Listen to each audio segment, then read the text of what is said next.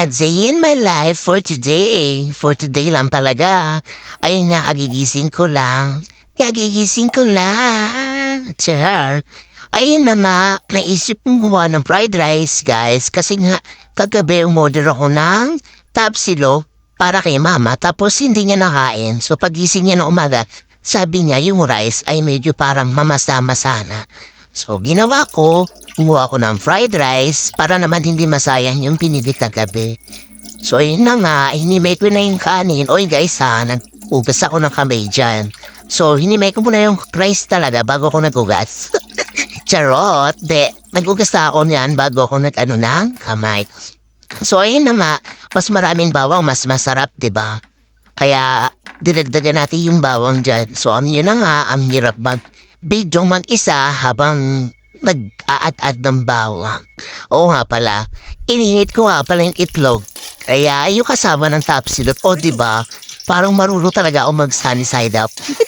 Oo, yung itlog. Ayun na nga, nilagay na natin yung bawang na tinatad natin kanina. Alam nyo guys, mas maraming bawang, mas masarap, diba? Parang mas magiging malasa siya. So, hintayin natin siya magiging brown. O diba, at least hindi na sayang yung tapsilog, tsaka yung itlog. Kasi okay pa naman siya, hindi naman siya sabihin maglasa. Yung rice lang talaga, nakabukod naman siya. So, ayun na nga, nilagyan natin ng pampalasa yung fried rice na ating gagawin at ating pambansang magic syrup. Magic syrup, baka naman.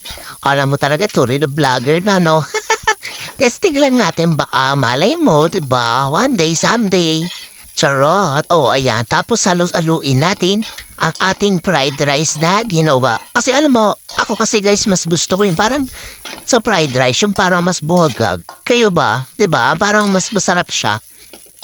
Pag parang lalong mo siyang parang piniprito, yung parang mas init, parang mas masarap siya. At syempre, gumawa rin tayo ng ating kape. Ako mas gusto ko yung, yung black coffee.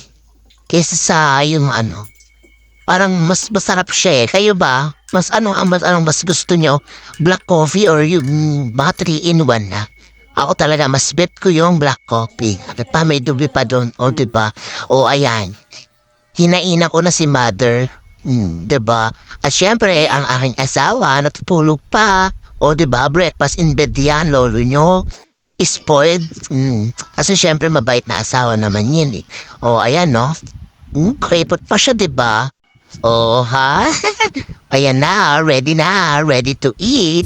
Thank you, guys.